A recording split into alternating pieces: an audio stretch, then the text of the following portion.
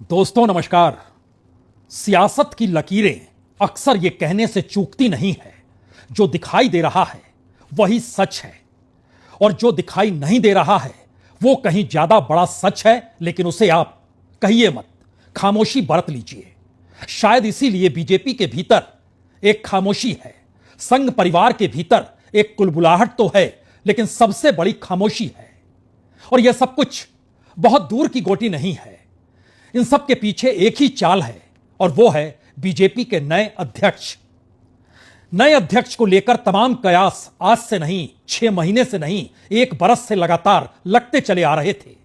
लेकिन जब उस पर फुल स्टॉप लगाने का वक्त आया तो एक ही सवाल हर जहन में था, क्या वाकई अब ताकत का मतलब असल में वो सत्ता ही होती है जिस सत्ता पर इस वक्त देश के प्रधानमंत्री नरेंद्र मोदी और गृह मंत्री अमित शाह विराजमान हैं। और उस सत्ता के डगमगाने का मतलब है एक झटके में बीजेपी धराशायी हो जाए, एक झटके में आरएसएस जिस धारा विचारधारा का जिक्र करती है वो सब कुछ गायब हो जाए। कौन इसे बर्दाश्त करेगा कि एक झटके में बीजेपी धराशायी हो जाए? और कौन ये चाहेगा कि संघ परिवार 100 बरस के मौके पर ढहढहाता हुआ दिखाई दे जाए? इसीलिए 3 दिन पहले पहला मौका आया जब देश के गृहमंत्री अमित शाह पोर्ट ब्लेयर पहुंचे। सावरकर की प्रतिमा का अनावरण वहां पर करना था, तय कार्यक्रम था। वहां पर सर संचालक मोहन भागवत जाएंगे। मोहन भागवत गए। गृहमंत्री का कार्यक्रम बहुत तेजी से और बहुत जल्दबाजी के साथ बनाया गया। वो भी वहां पर पहुंचे, और जो मुलाकात हुई उससे पहले के 3 वक्तव्य निकलकर सामने आए।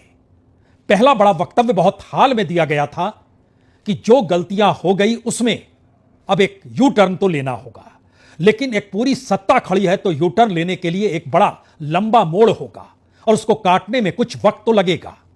यानी जिन निर्णयों से आरएसएस के भीतर की कुलबुलाहट बड़ी थी, उस निर्णय को पलटने में थोड़ा वक्त मौजूदा सत्ता को दे दिया जाए।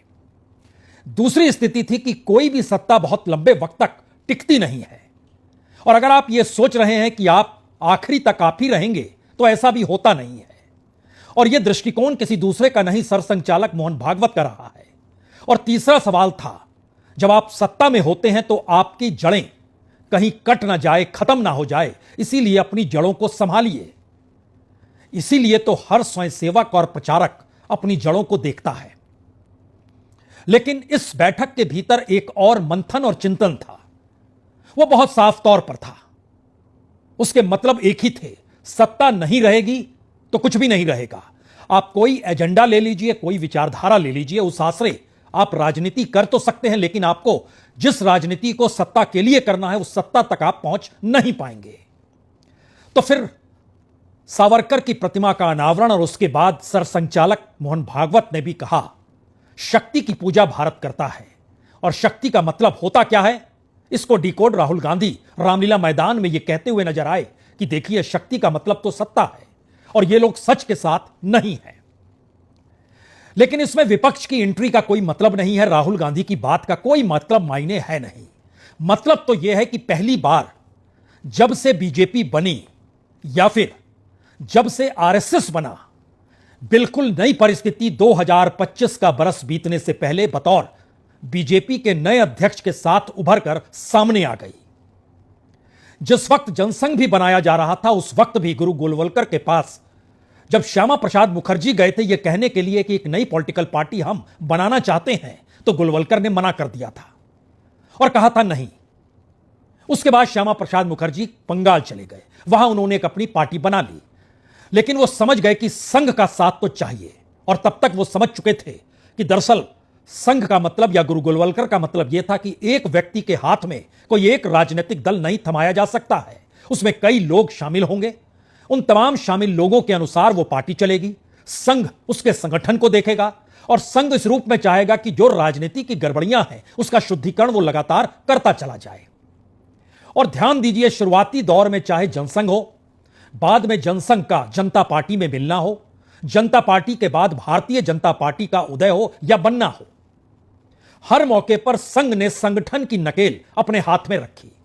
इसीलिए बीजेपी का कौन अध्यक्ष बनेगा, अगर इस कतार को भी आप समझना शुरू करेंगे तो अटल बिहारी वाजपेयी का नाम हो, लाल कृष्ण आडवाणी का नाम हो, मुरली मनोहर जोशी का नाम हो, जेना कृष्णमूर्ति का नाम हो, वेंकैया नायडू का नाम हो, एक लंबी कतार है। उस कतार को जब आप पढ़ेंगे और समझेंगे तो उस कतार का मतलब यह है, और उस कतार में शामिल होते होते राजनाथ सिंह का भी नाम आएगा, नितिन गडकरी का भी नाम आएगा। इन तमाम नामों के वक्त जब जब ये अध्यक्ष बने उस वक्त बीजेपी एकजुट होकर संघ के पीछे खड़ी थी और संघ तालियां बजा रहा था, अब यह शख्स अध्यक्ष होगा। पहली बार दिल्ली को झटका नितिन गडकरी को अध्यक्ष बनाकर संघ ने दिया था, लेकिन यह किसी को नहीं पता था कि दरअसल सत्ता का मतलब होता क्या है, और सत्ता की लड़ाई और सिर्फ अपने में ही सिमट जाए क्योंकि इस दौर में विपक्ष कहीं नहीं है, तो फिर उस सत्ता में टकराव आपस में होगा। उसके कई अलग अलग पावरफुल ध्रुव होंगे।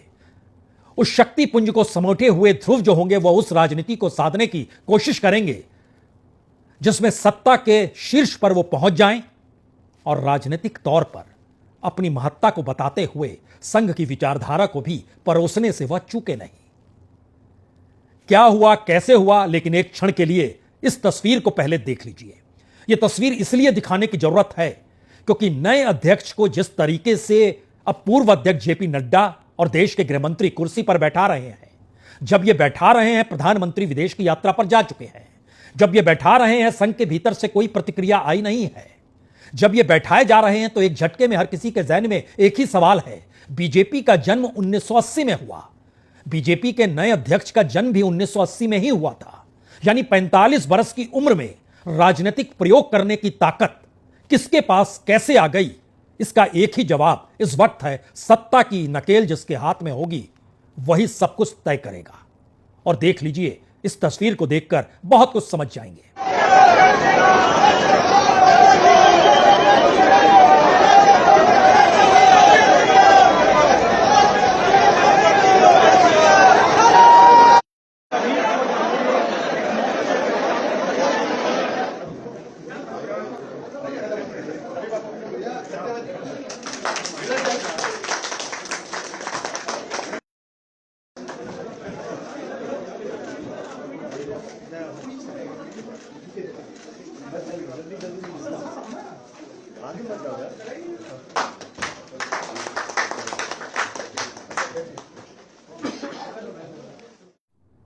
यानी बीजेपी को नया अध्यक्ष मिला है, प्रधानमंत्री विदेश यात्रा पर हैं, सरसंघ चालक ने खामोशी बरती है, आरएसएस की तरफ से कोई कुछ कह नहीं रहा है।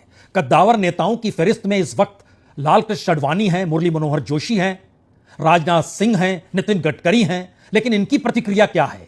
मिठाई खाने खिलाने तक, फूलों का गुलदस्ता देने तक। यह परिस्थिति क्या बतलाती है? यह मैसेज क्या संघ की तरफ से निकलकर अब आ चुका है? सत्ता बहुत दिन तक टिकती नहीं, जब तक टिकी हुई है टिके रहिए, क्या यह मैसेज है? क्योंकि बीजेपी के अध्यक्षों की फहरिस्त को देखिएगा तो पहला नाम अटल बिहारी वाजपेयी का, 1980 से 1986 तक, 1986 से 1991 तक लाल कृष्ण आडवाणी, 91 से 93 तक मुरली मनोहर जोशी, उसके बाद लाल कृष्ण आडवाणी दोबारा आए थे 93 में और 98 तक रहे थे और फिर प्रधानमंत्री बन गए अटल बिहारी वाजपेयी, गृहमंत्री बन गए लाल कृष्ण आडवाणी, तो कुशाभाऊ ठाकरे ने मोर्चा संभाला और 98 से 2000 तक वही रहे। उसके बाद बंगारू लक्ष्मण 1 बरस के लिए रहे, दाग लगे थे, घूसखोरी के दाग लगे थे, 1 बरस के बाद वो हटा दिए गए। उसके बाद जेना कृष्णमूर्ति आए, उसके बाद वेंकैया नायडू आए, उसके बाद एलके आडवाणी 2004 में जब बीजेपी चुनाव हार गई शाइनिंग इंडिया तले, वो फिर से अध्यक्ष बने। फिर राजनाथ सिंह आए जो 2009 तक बने 2005 से, फिर नितिन गडकरी आए 2009 से 2013 तक बने, फिर राजनाथ सिंह दोबारा आए 2013-14 में, उसके बाद अमित शाह आए, अमित शाह 2014 से 2020 तक रहे, गृहमंत्री बनने से पहले तक, और 2020 से 2025 तक जेपी नड्डा रहे, और अब नितिन नवीन बने हैं। इस पूरी फहरिस्त की एक खासियत है, हमने जितने नाम पढ़े बतौर अध्यक्ष, सरसंघचालक की पहली प्रतिक्रिया बीजेपी के अध्यक्ष को लेकर हमेशा से आई। बीजेपी को किस दिशा में चलना है इसको लेकर संघ में दूसरे नंबर के जो भी शख्स मौजूद रहे, इस वक्त तो दत्तात्रेय होसबोले भी कुछ नहीं बोले हैं अभी तक। क्यों? क्योंकि बीजेपी के भीतर एक ऐसी लड़ाई चल रही है जो दिखाई नहीं दे रही है, लेकिन सब कोई समझ रहे हैं। इस लड़ाई के केंद्र में कोई दूसरा पद नहीं है, वो प्रधानमंत्री का पद या दूसरे नंबर पर होने की ताकत है। और दूसरे नंबर की ताकत इस वक्त उसी के शख्स के पास है जो इस देश को चला रहा है, जो इस देश को चला रहा है वही गए थे पोर्ट ब्लेयर, जिन्होंने सरसंचालक के साथ 1-to-1 बातचीत करके जानकारी दी। उससे पहले आगे बढ़े, एक चीज और जहन में रख लीजिए, 2017 जब मनोज सिन्हा को दिल्ली ने तय कर लिया था, यानी मोदी और शाह ने तय कर लिया था कि मनोज सिन्हा मुख्यमंत्री होंगे, उस वक्त काम सौंपा गया था मुरली मनोहर जोशी को कि आप जानकारी दीजिए। अधिवेशन चल रहा था, केरल में संघ के लोगों की मौजूदगी थी। मुरली मनोहर जोशी ने जानकारी दी। वहां से पूछा गया, आप हमारी राय लेना चाहते हैं या फिर आप हमें जानकारी दे रहे हैं? मुरली मनोहर जोशी ने कहा, हमारे पास जो जानकारी आई वो जानकारी हम आपको दे रहे हैं, वो निर्णय जिन्होंने लिया है मैं उन तक पहुंचा दूंगा कि आप ये जानना चाहते हैं कि दरअसल ये निर्णय है या जानकारी दी जा रही है। जानकारी दी गई और सिर्फ 5 से 6 घंटे का वक्त लगा। मनोज सिन्हा तो बनारस की तरफ जा चुके थे, वहां पूजा पाठ कर चुके थे रात के वक्त में, और अगली सुबह उन्हें मुख्यमंत्री पद के ऐलान के साथ उनका नाम घोषित होना था। लेकिन रात भर में परिस्थितियां पलटी और एक झटके में योगी आदित्यनाथ का नाम सामने आ गया। झटपट उन्हें बुलाया गया। संघ परिवार पूरा जो योगी आदित्यनाथ के पीछे खड़ा था, विचारधारा को लेकर, नेतृत्व को लेकर, व्यक्ति को लेकर, हिंदुत्व के एजेंडे को लेकर, और दिल्ली को झुकना पड़ा। इस बार प्रधानमंत्री मोदी ने खामोशी पर दी। इस बार अमित शाह मुखर हुए। अमित शाह जानते हैं देश चलाने का मतलब होता क्या है, और सत्ता न रहेगी तो क्या होता है, इसके संकेत भी विपक्ष ने कई तरीके से कई मौकों पर दिए हैं। यहां पर एक तस्वीर और हम आपको दिखाते हैं। यह तस्वीर बीजेपी के पूर्व अध्यक्ष रहे राजनाथ सिंह और मुरली मनोहर जोशी से नए अध्यक्ष नितिन नवीन की मुलाकात की है। ना कोई बात, ना संवाद, मिठाई का आदान प्रदान, गुलाबों के फूल का गुलदस्ता एक दूसरे को देना।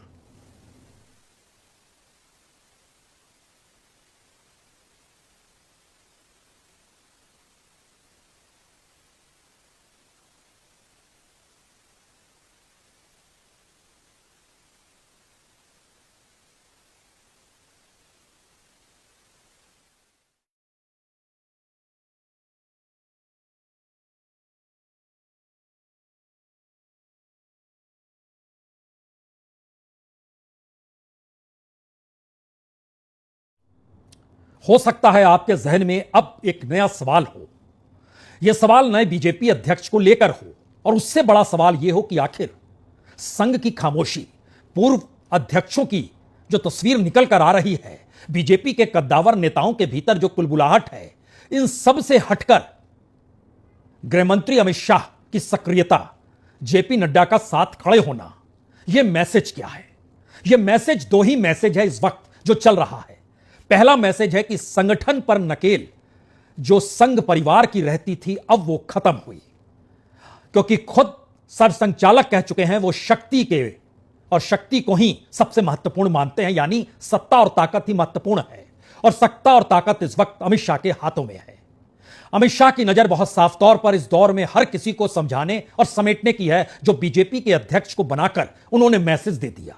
वो मैसेज योगी आदित्यनाथ के लिए है जो दिल्ली से टकराते हैं। यह मैसेज देवेंद्र फडणवीस के लिए है जो संघ का आसरा लेकर दिल्ली को बार बार चुनौती देने की कोशिश करते हैं।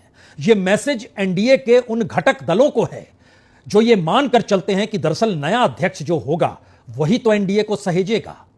तो एनडीए को सहेजने के लिए एक ऐसा शख्स सामने है जिस शख्स को भरी विधानसभा में नीतीश कुमार ने बच्चा कहा था, और जब विधानसभा में बहस तीखी और तेज हुई तो उन्होंने कहा था कि आप बहुत छोटे हैं, खामोश हो जाइए। नितिन नवीन वही शख्स हैं जब 2010 में नरेंद्र मोदी गुजरात के मुख्यमंत्री थे और वो बीजेपी कार्यकारिणी की बैठक में शामिल होने पटना गए थे, और पटना में एक विज्ञापन छपा था। उस विज्ञापन में जिन तस्वीरों को रखा गया था, उन तस्वीरों को लेकर नीतीश कुमार ने आपत्ति जताई थी। नीतीश कुमार रात का भोजन देना चाहते थे उस वक्त गुजरात के मुख्यमंत्री को भी, लेकिन एक झटके में उन्होंने उस भोजन को रद्द कर दिया। उस पोस्टर को बनाने वालों में 2 विधायक थे, एक चौरसिया साहब थे, दूसरे नितिन नवीन थे। आप तार चाहें तो जोड़ सकते हैं, कह सकते हैं कि प्रधानमंत्री मोदी हर उस चेहरे को याद रखते हैं जिनके साथ कोई जुड़ाव उनके लिए रहा हो, लेकिन बात इतनी भर नहीं है। मैसेज इससे बड़ा है। मैसेज यह है कि दरअसल सामने बंगाल का चुनाव है, उसके बाद उत्तर प्रदेश का चुनाव है, और इन सब के बीच और इन सबसे पहले बीएमसी का चुनाव है। और बीएमसी के चुनाव का मतलब है ठाकरे परिवार की राजनीति रहेगी या नहीं रहेगी, यह भी बीजेपी को तय करना है। और बीजेपी जब इसे तय करेगी तो इस वक्त महाराष्ट्र की राजनीति में शिवसेना तोड़कर निकले एकनाथ शिंदे जो कुलबुला रहे हैं, और पिछले दिनों हेडगेवार की जयंती के मौके पर जब अजीत पवार भी नागपुर नहीं पहुंचे और उन्होंने कहा सरकार का साथ है, विचारधारा का नहीं, तो मैसेज तो हर किसी को देना है कि आखिर में बचेगी एक ही पार्टी, एक ही धारा, एक ही सत्ता और एक ही नायक। वो नायक अभी नरेंद्र मोदी हैं, आने वाले वक्त के नायक अमित शाह होंगे। यह मैसेज कैसे दिया जा सकता है? इस मैसेज को देने के लिए सबसे बेहतरीन है कि बीजेपी के सहयोगी दलों से ही बुलवाया जाए।